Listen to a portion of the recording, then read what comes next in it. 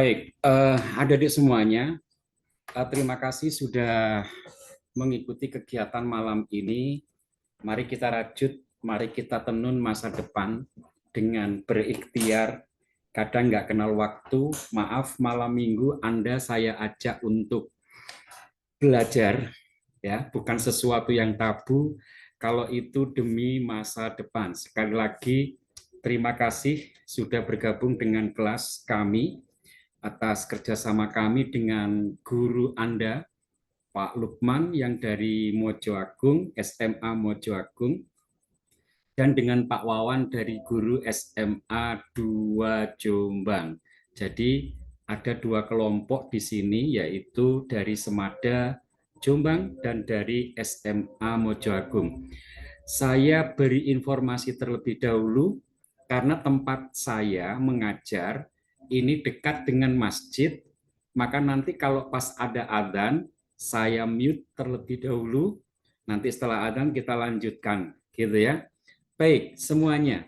Sebelum saya menjelaskan materi yang akan kita bahas malam ini, perlu saya sampaikan bahwa penegasan saya untuk malam ini adalah di kompetensi ketiga.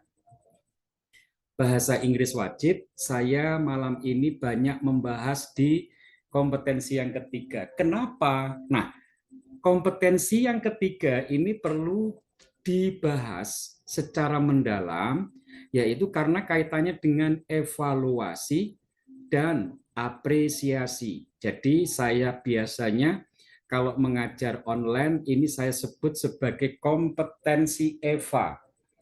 Di dalam kompetensi EVA ini adik-adik semuanya kita dihadapkan ke berbagai yang namanya perintah.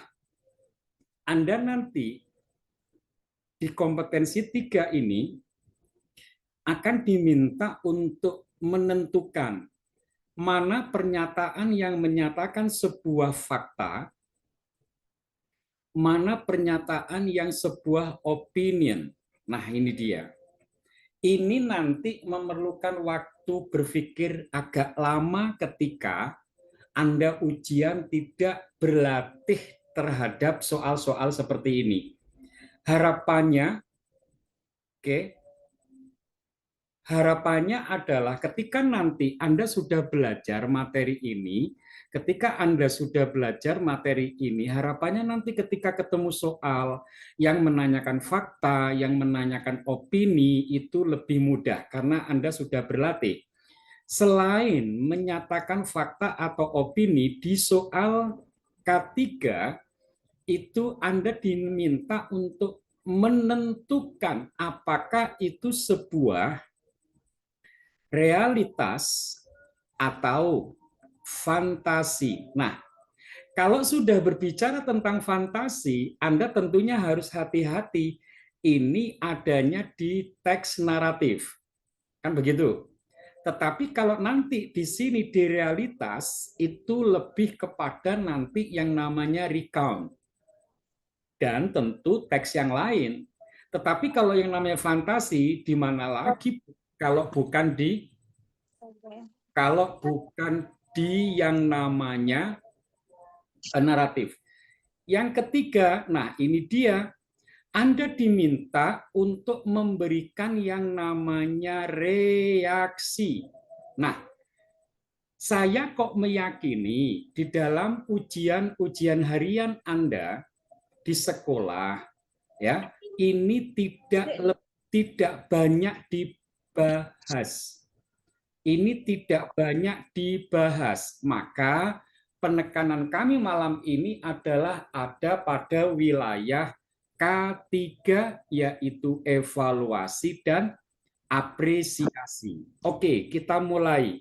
Saya punya sebuah teks yang namanya apa ini?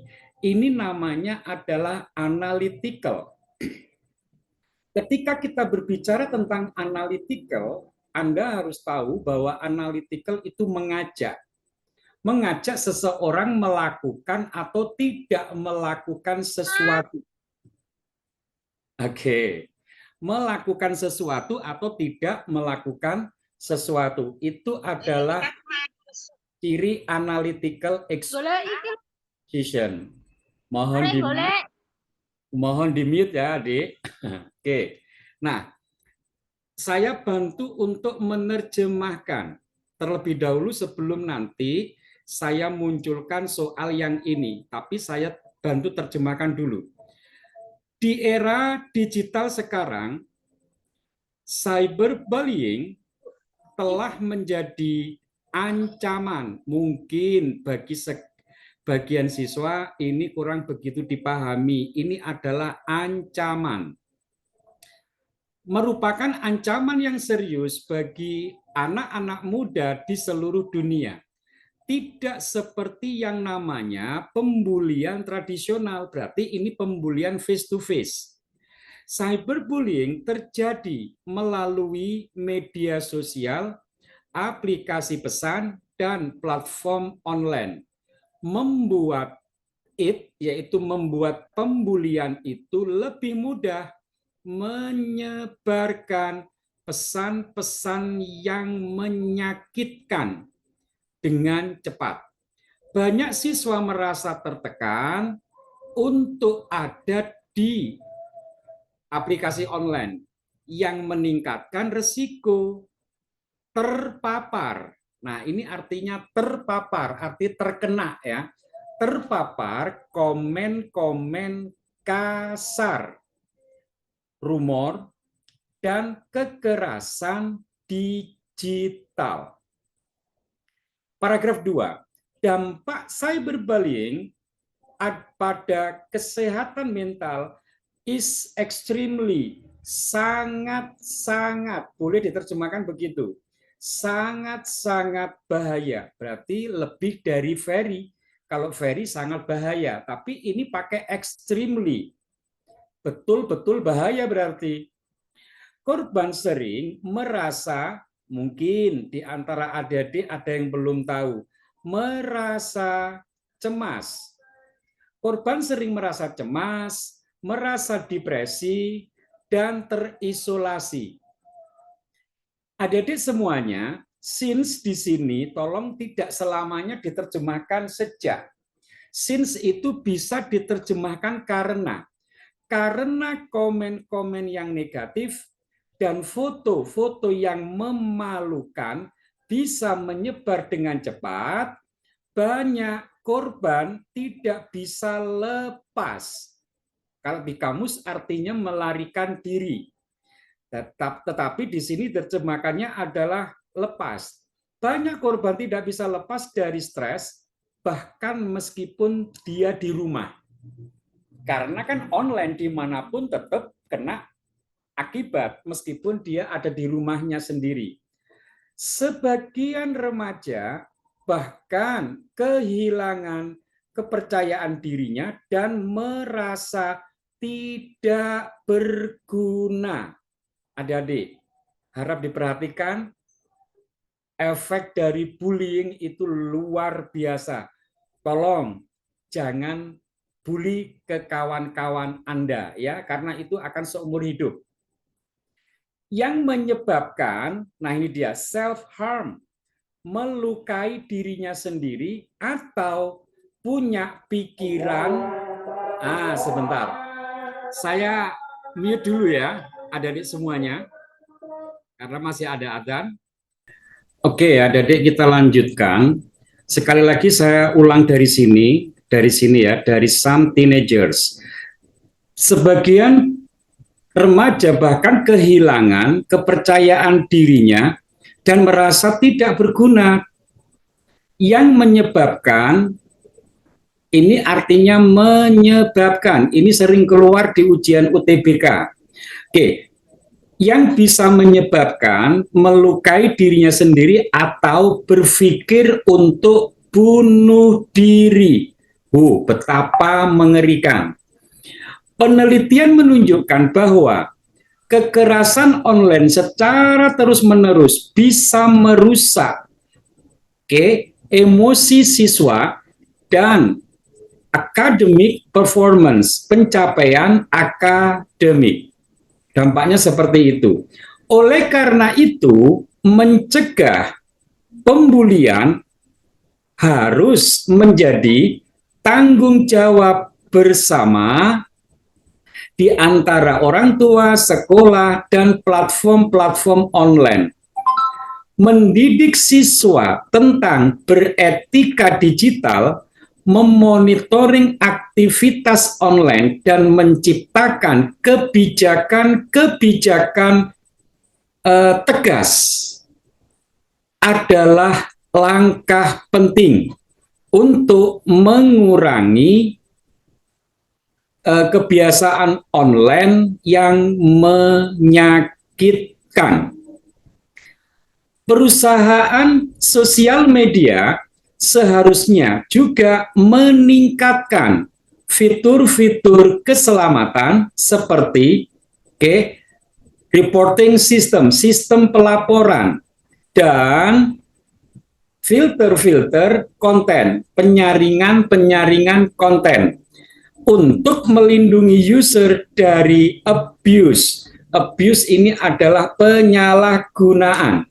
Jika masyarakat bekerja sama, kita bisa menciptakan lingkungan digital yang sehat dan aman bagi setiap orang. Itu adalah kaitannya dengan penerjemahan. Yuk kita mulai dengan soal. Nah, ini adik-adik yang saya maksud, kenapa harus belajar K3, kompetensi yang ketiga, karena soal-soalnya nanti, yaitu tadi minta opini, minta fakta, dan seterusnya. Saya ingin bilang kepada Anda semuanya, ketika Anda tidak menguasai kalimat soal, akan kesulitan. Nah, coba saya terjemahkan, yang mana pernyataan-pernyataan berikut. Mohon nanti ini diterjemahkan berikut dari teks yang bisa dianggap opini. Oke, mana yang kategori opini? Ciri opini itu bisa didebat, berarti bersifat subjektif. Ini ciri-ciri opini. Yuk kita lihat yang pertama. A. Cyberbullying bisa menyebabkan kecemasan dan depresi di antara korban. Tentu kita nggak bisa membantah kalimat A ini. Ini tentu sebuah fakta. Lawannya opini itu adalah fakta. Oke, ini adalah lawannya fakta. Berarti jawaban A jangan diambil karena soal ini minta opini. Yang B sekarang. Sebagian remaja kehilangan kepercayaan diri karena kekerasan online. Ini juga nggak bisa dibantah, adik-adik. Ini adalah sebuah fakta. Maka jangan dipilih, ini salah. Karena yang diminta opini. Jawaban C sekarang. Jawaban C itu benar atau salah. Cyberbullying adalah salah satu dari masalah digital yang paling berbahaya. Kata siapa yang paling berbahaya? Ya kata orang tertentu. Apakah orang lain juga akan sepakat? Belum tentu. Kalau belum tentu berarti bisa didebat. Berarti itu adalah opini. Oke, ini adalah opini. Saya misalkan memberikan contoh. Saya bilang, atau salah satu di antara Anda bilang, pacarku cantik. Cantik itu opini, pacarku ganteng. Ganteng itu opini karena bisa diperdebatkan. Oke, jadi jawabannya adalah yang C. D meskipun salah tetap saya bahas biar semakin paham bahwa itu adalah fakta. Komen-komen negatif dapat menyebar dengan cepat secara online. Jelas ini adalah fakta. Yang E, platform online telah memiliki sistem laporan dan filter-filter konten. Ini adalah fakta, maka ini nggak bisa diambil. Maka jawabannya adalah yang E. Ini untuk soal nomor 1. Soal nomor 2 sekarang. Oke, nomor 2. Nah, ini dia. Apa maksud soal ini? Kan Anda harus tahu maksud soal ini itu apa. How might readers feel after reading the text? Bayangkan ketika kita nggak memahami soal ini. Misal, tentu kita nggak bisa menjawab soal-soal itu jawabannya yang mana. Coba saya terjemahkan secara lugas. Apa yang pembaca rasakan? Gitu saja setelah membaca teks tersebut. Adik-adik, ini adalah K3. Anda diminta untuk menilai isi. Anda diminta untuk merespon, memberikan tanggapan. Maka jawaban A, ketika Anda sudah baca ini, Anda merasa bosan karena cyberbullying is not important, tidak penting. Kok berani-beraninya ya? Ada yang mengatakan bahwa cyberbullying itu tidak penting. Padahal ada yang sampai mau bunuh diri. Berarti jawaban A salah dong. Yang B, yakin bahwa cyberbullying telah tersolusi, telah terpecahkan. Di dalam teks ini tidak ada. Ini hanya saran-saran, ya, mencegah cyberbullying harus menjadi tanggung jawab. Nah, ini kan saran, belum terpecahkan. Berarti jawaban B salah. Kalau yang C, bila besok Anda menemukan tulisan ini, concern itu artinya peduli. Berarti peduli tentang dampak dari kekerasan online. Setelah Anda membaca ini, harapannya Anda kan diminta untuk tidak membuli. Berarti Anda peduli dengan dampaknya. Maka jawaban ini yang harus kita ambil, adik-adik. Karena ini menunjukkan apa yang dirasakan oleh pembaca setelah membaca teks ini, ya, otomatis peduli. Peduli di sini maksudnya hati-hati menjaga diri kita tidak melakukan pembulian karena efeknya luar biasa. Jawaban yang D, tidak tertarik. Masa ada setelah membaca gini akhirnya Anda tidak tertarik dengan isu-isu keselamatan. Padahal ada yang mau bunuh diri loh. Kan begitu? Jawabannya D salah. Bahagia terhadap pertumbuhan platform media sosial. Tidak berbicara tentang platform media sosial di sini tadi. Justru platform media sosial dipakai untuk pembulian. Jadi jawabannya adalah E salah. Oke, kita lanjutkan untuk soal berikutnya. Nah, ini hati-hati. Adik-adik semuanya, ini ada di dalam kisi-kisi K3. Oke, Anda diminta untuk menunjukkan apakah informasi yang di sini itu diberikan secara valid atau sudah cukup. Maksudnya begini, selalu saya contohkan begini adik-adik terkait dengan tulisan ini, valid sama sufficient. Misal, ketika saya tanya, Anda lahir kapan? Terus Anda jawabnya 2007. Informasi ini kategorinya tidak valid dan tidak sufficient. Sufficient itu cukup. Kenapa? Yang namanya orang lahir itu ada tanggal, misalnya 1, ada bulan November misalnya. 1 November 2007. Berarti ini valid. Tapi kalau Anda hanya bilang 2007, itu kategori tidak valid. Nah, yang ditanyakan di soal ini mana ya, yang mana pernyataan ini menunjukkan bahwa teks menyediakan informasi yang valid dan cukup. Berarti kan harus lengkap. Berarti Anda harus bilang ini kalau yang namanya valid. Kalau hanya 2007 itu namanya tidak valid. Saya ingin bilang kepada Anda begini, bisa jadi pembuat soal nanti tanya pernyataan-pernyataan berikut mana yang memberikan informasi tidak valid.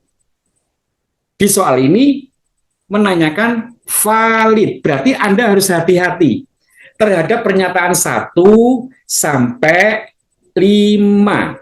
Oke, coba diperhatikan. Pernyataan 1. Tolong nanti kalau Anda ketemu ini adik-adik, tolong jangan dijawab itu semuanya. Atau bisa jadi nanti di 1, 2, 3 itu diganti they. Jangan diterjemahkan mereka. Yang dibahas di sini tadi apa? Di sini tadi membahas teks memberikan informasi valid yang mana. Berarti it sampai nomor 5 itu artinya adalah teks. Saya lanjutkan nomor 1. Teks menjelaskan dampak emosi seperti kecemasan dan depresi. Ini valid atau tidak? Nah, memahami itu loh, tidak sembarangan. Kalau Anda nggak menyiapkan diri agak susah. Coba perhatikan. Kalau hanya pernyataan 1 ini hanya ini saja adik-adik. Misalnya sampai yang saya lingkari warna hijau saja. Berarti kan teks itu menjelaskan dampak emosional.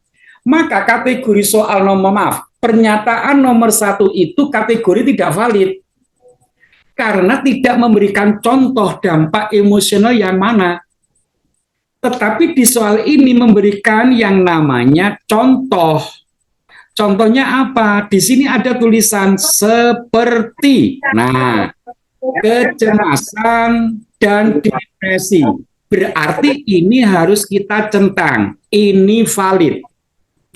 Yang nomor 2. Ada bisa memotret juga melihat ada seorang anak yang biasa punya gitu. Yang namanya anak apa ya, anak laki-laki. Mohon di mute sebentar, saya harus mute akhirnya ya. Adik Gigi. Oke. Nomor 2. Teks itu memberikan data angka. Nah, ada nggak di sini tadi data-data angkanya? Kan tidak ada. Berarti ini jangan dipilih seperti itu. Apakah ini memberikan data-data angka? Kan tidak. Maka jangan dipilih. Oke ya, paham ya? Inilah alasan kenapa malam ini saya mengajak Anda untuk belajar tentang K3.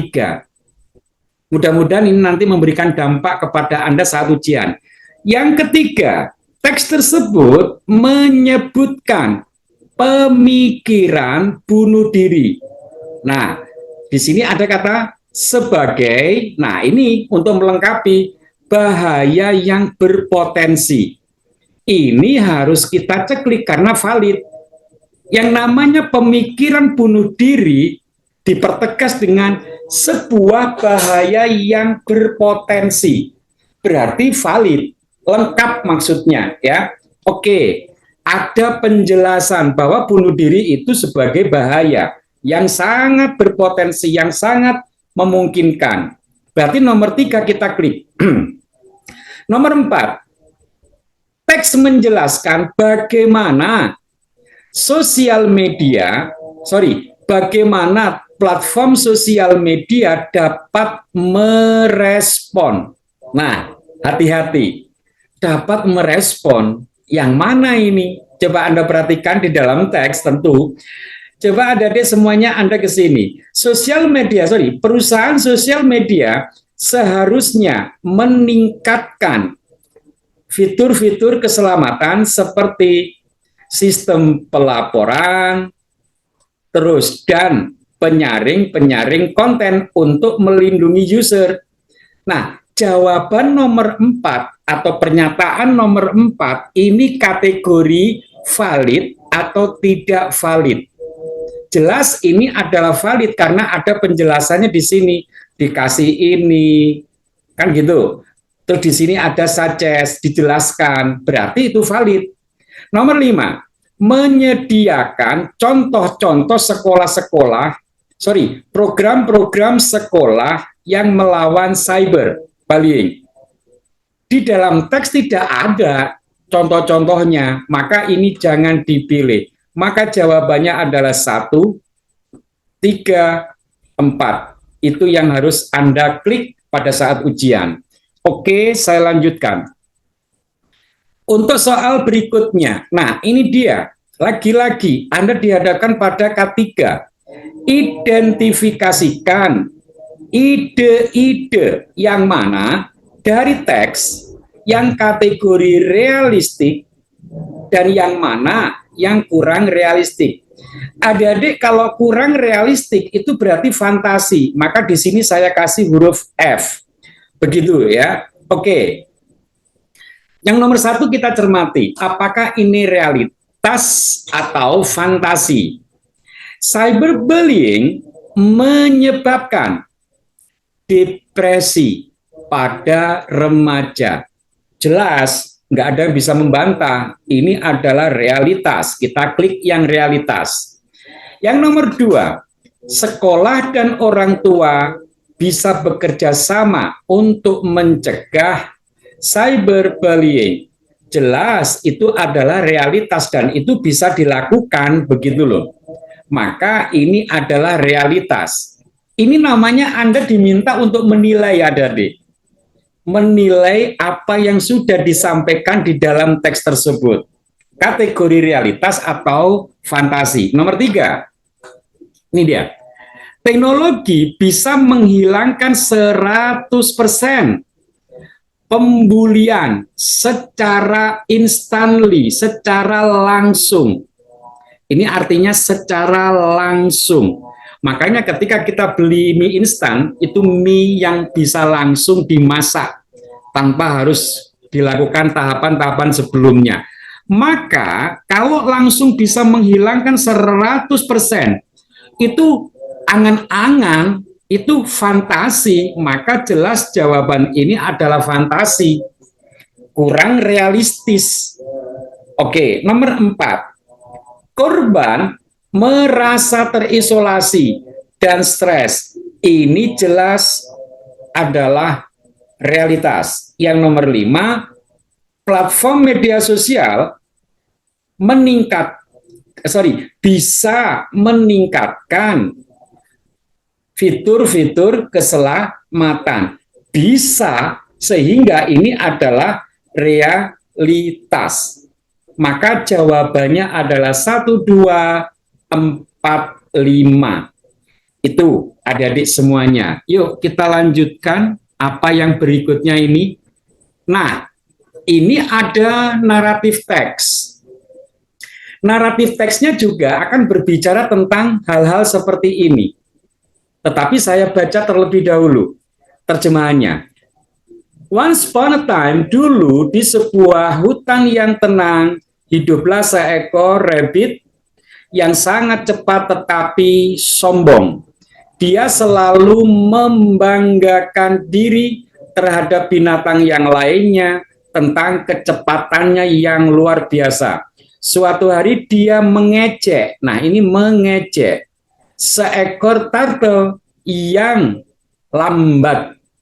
Sambil mengatakan, kamu bergeraknya sangat lambat. Saya bertaruh kamu tidak akan pernah bisa memenangkan balapan melawan saya. Kata si turtle. Oke, maaf, kata si rabbit. Kata si rabbit itu kelinci ya. Si turtle kura-kura itu tenang dan bijak, membalas dengan lembut. Kecepatan bukanlah segalanya. Saya menerima tantangan Anda. Oke, mulai berantem. Nah, ini naratif, mulai berantem dia. The next morning, semua binatang berkumpul untuk menyaksikan balapan itu. Segera setelah balapan dimulai, sang rabbit berlari jauh di depan dan tertawa dengan keras. Merasa percaya diri berlebihan, dia memutuskan untuk take a nap, tidur sebentar. Ya, ini ada cerita naratif. Kalau nggak di naratif nggak pantas ini. Balapan ditinggal tidur dulu. Dia tidur di bawah sebuah pohon. Sementara itu si turtle terus bergerak dengan lambat, tetapi terus menerus. Diperjelas adik-adik, ketika Anda ketemu kata steadily, kok Anda nggak ngerti, ini berarti kata sulit. Anda perhatikan kata yang ada di sebelahnya. Kalau ada kata sulit, kok ada koma, terus di sini ditutup titik atau koma, kata-kata yang ada di sini, kawan-kawan, adik-adik, ini menjelaskan kata sulit ini. Coba, ini tadi artinya adalah steadily itu secara terus-menerus. Coba kita lihat, tidak pernah berhenti bahkan walaupun sesaat. Nah, yang di antara yang terletak setelah koma ini itu namanya adalah apositif. Ini nanti di soal UTBK biasanya muncul. Saya menyampaikan, saya menginformasikan. Di UTBK nanti banyak ya soal, maaf, kalimat-kalimat seperti ini. Nanti kalau ini dijadikan kata sulit, ditanyakan, ya cukup Anda lihat setelah koma saja. Setelah koma itulah jawabannya. Ini bab vocabulary. Saya lanjutkan untuk yang paragraf 3. Ketika si rabbit akhirnya bangun, dia menyadari si turtle itu telah dekat dengan garis finish. Si rabbit berlari secepat dia dapat, tetapi terlambat, too late. Hati-hati kalau Anda suatu hari ketemu kata too late, itu maknanya tidak enak sekali. Terlambat sudah, gitu ya. The turtle crossed the finish line first. Akhirnya sang kura-kura tadi, nyampe garis finish yang pertama. Dan semua binatang-binatang itu bersorak. The humble rabbit. Nah, sekarang rabbitnya humble. Ya, si rabbit, sang kelinci yang belajar rendah hati, itu menundukkan kepalanya, malu atas kearoganannya. Tidak disebutkan di sini, tadi kan meremehkan tuh. Di sini tidak disebutkan apakah dia minta maaf atau tidak. Dia hanya menundukkan kepalanya, malu. The turtle smile. The turtle itu tersenyum dan berkata, dalam hidup, nah ini moral ini, kebanggaan membuat kamu lemah. Nah, ini pelajaran. Oke, kebanggaan itu membuat kamu lemah. Tetapi ini kata yang mungkin sebagian siswa tidak tahu, saya terjemahkan, kegigihan. Tetapi kegigihan membuat kamu kuat. Nah, ini pelajaran. From that day on, dari hari itu, si rabbit belajar menghargai yang lain dan tidak pernah meremehkan lagi. Oke, sudah saya terjemahkan. Yuk kita baca soalnya. Mana pernyataan berikut dari story yang menggambarkan sebuah opini? Opini lagi-lagi yang ditanyakan di sini. Yuk kita cermati soal ini. Jawaban A. Ini kalau opini sekali lagi lawannya fakta. Si rabbit bisa rabbit lari jauh di depan pada awal balapan. Ini adalah fakta, jangan diambil. Ini salah, bukan opini. Yang berikutnya, si turtle move slowly, tetapi steadily, tetapi dia istiqomah, terus-menerus. Apakah ini adalah opini atau fakta? Ini fakta, memang ada di dalam teks, ini fakta. Jangan dipilih. Yang C, turtle, sang kura-kura tersebut percaya kesabaran dan kegigihan adalah kunci sukses. Siapa yang bisa bicara begini? Oke, tidak semua orang percaya, tetapi kalau Anda percaya berarti ini adalah opini, adik-adik. Ya, pendapat. Sesuatu itu Anda yakini benar, berarti itu pendapat, berarti itu opini. Maka jawabannya adalah yang C, karena C itu opini. Nah, opini itu seperti itu, bisa didebat. Oke, yang D, semua binatang berkumpul untuk melihat balapan. Ya memang betul, ini adalah fakta, jangan dipilih. Yang E, the race terjadi di hutan yang tenang. Ini fakta, memang terjadinya di situ. Oke, berikutnya. Nah, kita ditanya lagi-lagi, setelah membaca cerita ini, emosi. Nah, emosi di sini maksudnya reaksi. Reaksi itu nanti bisa Anda tunjukkan di emoji-emoji yang ada di WA Anda. Itu namanya adalah soal yang menanyakan reaksi. Begitu, adik-adik. Banyak sekali yang ada di WA itu emojinya. Oke. Pertanyaan saya baca lagi. Emosi apa ya yang adalah respon emosional yang sesuai, yang tepat, yang cocok dari teks dari pembaca? Yang A, ketika ada cerita seperti ini tadi, apakah Anda kagum? Tidak, tentu tidak ada yang kagum. Ada yang sombong kayak gitu. Yang B, annoying, terganggu karena si turtle memenangkan tidak fair. Siapa bilang tidak fair? Salah sendiri. Si kelincinya tidur, balapan kok tidur, berarti ini salah, ini salah. Yang C, respect terhadap kegigihan. Ini sama dengan ini tadi. Nah, sama, adik-adik. Di dalam teks ditulis ini. Di dalam soal ditulis ini. Nah, itu dia. Pembuat teks sama pembuat soal, orang yang berbeda tentunya. Oke, jawabannya tentu yang C, yaitu respect terhadap kegigihannya turtle dan kerendah hatiannya si turtle. Jawaban D, ragu terhadap kecerdasan. Nah, ini nggak ada pernyataan seperti itu. Ini salah. Yang E, kekecewaan bahwa jungle animals. Oke, ini jelas salah. Tidak baik, tidak berperilaku baik. Jawaban E salah karena hanya satu binatang yang berperilaku tidak baik. Berarti jawaban E salah. Maka jawabannya yang C. Berikutnya. Nah, lagi-lagi muncul pertanyaan kayak gini, valid dan sufficient, cukup.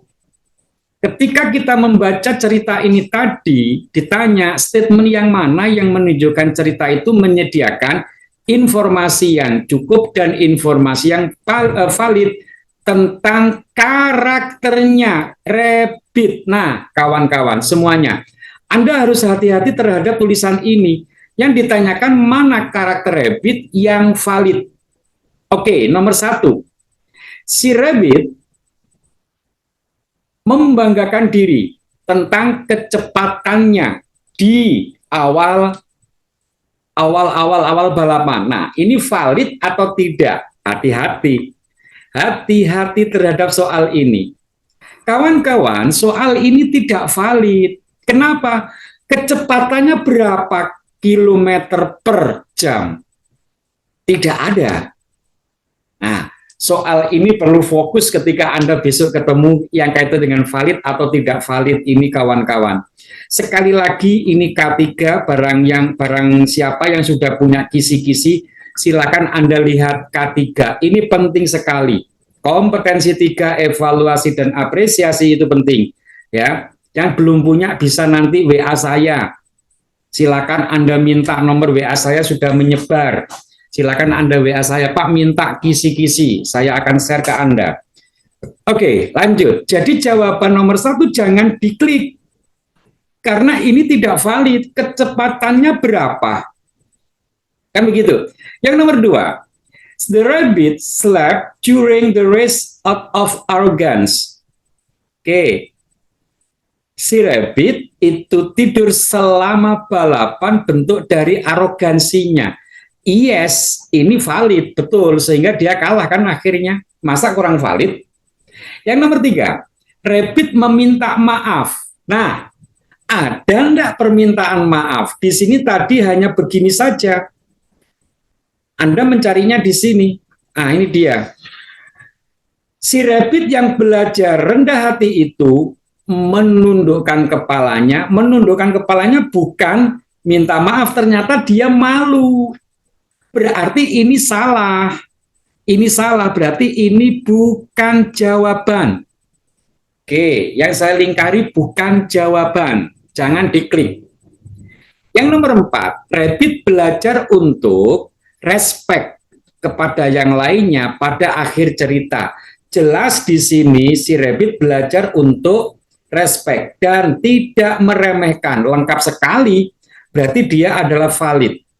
Yang nomor 5, cerita itu menyebutkan waktu yang tepat. Oke, si rabbit atau tidur. Memang berapa lama tidurnya? Tidurnya kan katanya cuma begini, take a nap. Yang namanya sebentar, itu nggak tahu berapa lama. Hati-hati, ini adalah tidak valid. Berarti ini kurang lengkap. Yang namanya tidak valid itu kurang lengkap. Yang namanya valid itu lengkap. Ukurannya begitu saja. Saya tegaskan berarti kalau valid itu lengkap. Nah, ini nanti konsep berpikirnya ya. Oke, next. Lagi-lagi. Klasifikasikan masing-masing statement ini sebagai realitas atau sebagai fantasi. Nomor 1, kepercayaan diri dapat menyebabkan kegagalan. Sepakat atau tidak? Oh iya, itu sepakat Pak. Berarti itu realitas, bukan fantasi. Kalau Anda menjawab fantasi, berarti Anda nggak percaya bahwa kepercayaan diri yang berlebihan itu menyebabkan kegagalan. Yang nomor 2, si turtle, yaitu kelinci, bisa berbicara dan menantang si rabbit. Jelas tidak bisa bicara, namanya saja naratif, berarti ini kategori fantasi, adik-adik.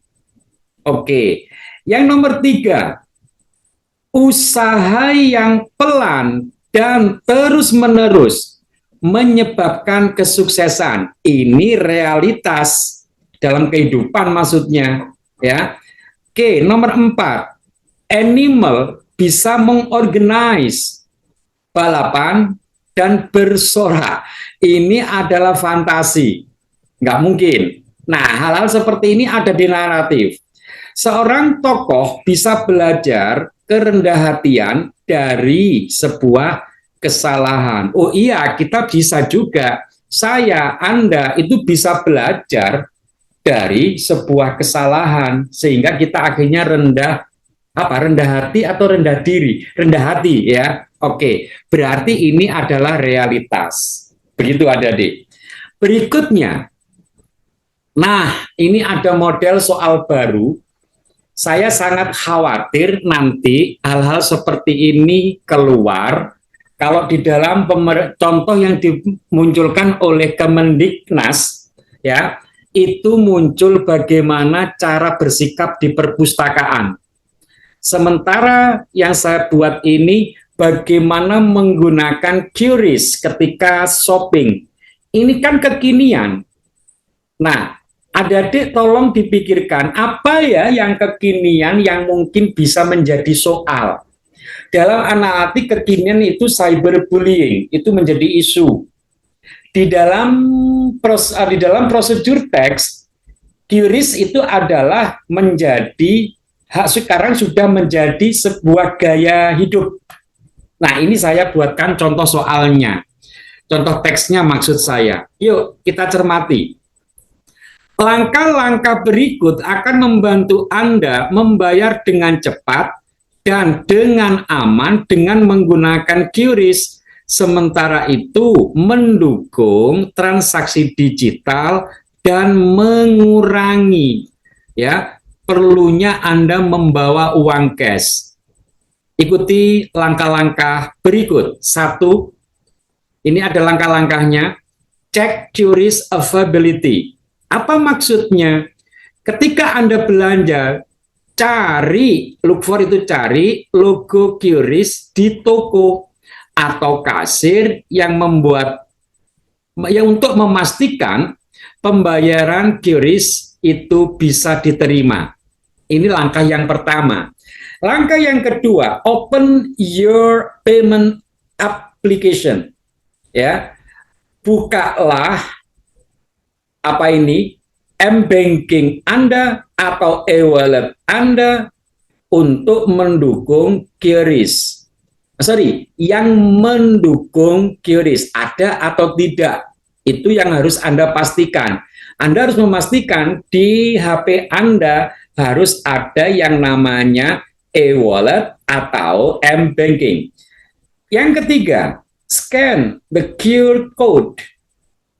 Tap the scan, fitur scan, point out your camera, arahkan kamera Anda pada kode QRIS toko tersebut dan pastikan it is clear and correct.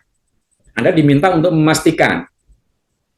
Oke, enter the amount, masukkan jumlah uang yang harus Anda bayar, maksudnya begitu. Input the total payment amount, masukkan jumlah pembayaran total jika if it is not already shown, and double check the number, dan Anda diminta untuk mengecek ulang ya nomor yang akan dituju. Confirm and pay. Review payment details, then tap pay. Wait for the confirmation screen to appear. Ini adalah langkah-langkah ketika kita mau membayar menggunakan QRIS. Yuk kita lanjut soal nomor 1. Soal nomor 1 pada bacaan ini ada kata kuncinya. Anda harus bisa mencari kata kunci. Kata kuncinya yang ini. Apa yang seharusnya Anda lakukan pertama? Kalau pertama berarti kan Anda harus ke sini. Ketika Anda menggunakan QRIS untuk membayar, ya sudah jelas jawabannya, cari jawaban ini. Maka jawabannya adalah yang C. Ini kategori soal yang namanya mencari informasi eksplisit. Ini eksplisit. Ini adalah K1. Kompetensi 1 namanya tekstual. Ini kategori mudah. Oke, lanjut. Berikutnya, nah ini dia, hati-hati. Mulai adik-adik semuanya, saya selalu bilang kepada gini, anak pintar mengerjakan soal TKA, terutama K3, belum tentu benar. Kenapa? Kecenderungan anak pintar itu adalah teledor. Tolong ini Anda ganti cermat. Nah, anak pintar itu cermat. Jangan ini. Karena ini menentukan masa depan Anda, SNBP, kan begitu. Yuk, kita cek. Which step belongs to? Nah, bisa jadi loh di antara Anda ada yang belum tahu artinya ini. Nah, gitu. Ini artinya adalah termasuk. Langkah yang mana yang termasuk persiapan? Fase persiapan. Coba, yang namanya fase persiapan, itu yang mana? Oke, apakah menyekan QR code-nya, opening your payment, confirming, kalau confirming jelas salah, ini kan pas membayar terakhir. Oke, maka jelas jawabannya adalah yang B, opening your payment application. Jelas jawabannya yang B. Berikutnya, what is the main purpose? Apa tujuan utama dari infografik ini? Yang A, menjelaskan sejarah, tidak berbicara sejarah. Yang B, untuk mempengaruhi orang menggunakan QRIS, stock trading. Ini lebih kepada analytical. Berarti salah, karena ini adalah prosedur. Jawaban B salah. Yang C, to give step, untuk memberikan langkah-langkah penggunaan QRIS ketika membayar. Jelas ini jawabannya. Oke, maka jawabannya adalah yang C. Kalau sudah ketemu jawaban dan Anda yakin, ya sudah, ini nggak usah dibaca, adik-adik. Ya, kalau saya sih memberikan langkah begitu. Next. Nah, mulai hati-hati. Di dalam kompetensi TKA ada yang namanya Anda diminta untuk menentukan urutan. Urutan itu ada dua ciri-cirinya, yaitu before sama after, maaf. Nah, di sini ditulis tindakan yang mana yang harus dilakukan sebelum menyeken. Berarti kan ini langkah keberapa ini? Ini kan tahap yang ketiga. Berarti jawabannya kalau sebelum menyeken ya berarti 2 atau 1. Kan begitu. Jawabannya kan antara 2 dan 1. Coba confirm payment, jelas jangan diambil sebelum menyeken. Yang B, open your payment up, betul, ini harus kita klik. Check QRIS availability, nah ini dia, ya toh, berarti jawabannya kan ini. Enter, ini belum di enter jumlahnya berapa, ini juga bukan, hanya masalah ketelitian, adik-adik, ya. Tolong ya, hati-hati kalau mengerjakan, waktunya banyak kok. Waktunya 45 menit untuk bahasa Inggris. Soalnya insya Allah antara 20 sampai 25. Insya Allah cukup waktunya. Maka jangan buru-buru. Jangan buru-buru karena ini nanti kalau Anda nilainya bagus, setara dengan rapot Anda, potensi Anda SNBT. Saya yakin Anda membayangkan ini. Indahnya kalau Anda sudah punya satu bangku lewat jalur ini. Maka kalau rapot Anda sudah bagus, tinggal Anda validasi di sini. Rentang soal, misalkan matematika, adik-adik. Matematika Anda adalah 90. Ada toleransinya, jaraknya boleh Anda dapat angka 83. Ini masih valid. Matematika di rapot ini. Nilai matematika Anda di TKA adalah 83, itu masih valid. Tetapi kan di pinggir jurang. Kalau matematika Anda 90 ya setidak-tidaknya 85 lah minimal. Ya, jangan 83. Jadi rentangnya adalah jaraknya adalah 7 poin. Itu insya Allah aman. Kalau di atasnya Pak, ya jangan dibahas kalau sudah di atasnya ya. Di atasnya rapot ya jangan dibahas, malah bagus. Namanya saja TKA itu untuk memvalidasi rapot. Tapi keseimbangan rapot Anda sama nilai TKA Anda nggak boleh jauh banget. Oke, next, kita lanjutkan. Nah ini dia. Caranya adalah ketika ketemu soal tulisannya ini summarize, Anda diminta untuk menyimpulkan atau merangkum. Maka jawaban ABCD mana yang tidak ada di teks berarti jawaban salah. Oke, ini soalnya kategori adalah PGM, pilihan ganda majemuk. Yuk, perhatikan. Anda harus membuka your payment app. Ada nggak di dalam teks ini? Ada, berarti kita ceklik. Kan begitu saja. Yang berikutnya, you scan QR code to pay. Iya dong. Kalau kita nggak menyeken, gimana kita bisa menjawab? Jelas, ini adalah yang diambil. You confirm payment. Anda harus mengkonfirmasi pembayaran pada akhirnya. Betul. You need to check queries availability. Ya, betul. You do not need internet. Ini nggak ada. Salah jelas. Jadi jawabannya adalah A, B, C, D. Semudah itu saja sebenarnya. Oke, next. Oh iya, Dadi. Untuk prosedur, itu banyak diambil dari soal-soal K1. K1 itu tekstual. Saya lupa, belum bilang ini. Berarti kategorinya yang namanya prosedur teks itu mudah. Ketika saya bilang begini, Anda melangkah ke sekolah itu lebih nyaman. Oh, prosedur itu nanti banyak diambil dari K1 dan K2. Yang K3 jarang. Ya, kompetensi K3 evaluasi itu jarang. Tetapi tetap harus disiapkan. Oke, next. Oke, ini soal yang sudah hampir selesai. Find the step before payment. Hati-hati perintahnya. Temukan langkah-langkah sebelum pembayaran. Anda dikasih pilihannya seperti ini. Apakah 1 dan 4, apakah 2 dan 3, atau 3 dan 4. Ingat, sebelum. Berarti kita mencek. Nomor 1, mengecek ketersediaan QRIS di toko. Ada atau tidak. Betul enggak? Kita sebelum membayar, kita ngecek ini dulu. Nomor 1 betul. Berarti yang tidak ada 1 salah. Kan begitu? Oke. Yang nomor 2, confirm. Konfirmasi dan bayar.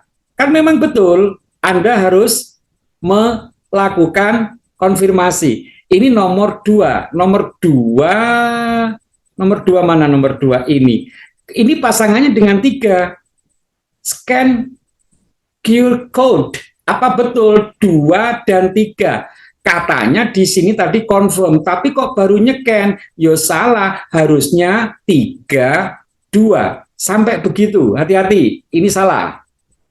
Oke, yang 3 pasangannya dengan 5, apa betul? Menyeken, terus kemudian memasukkan.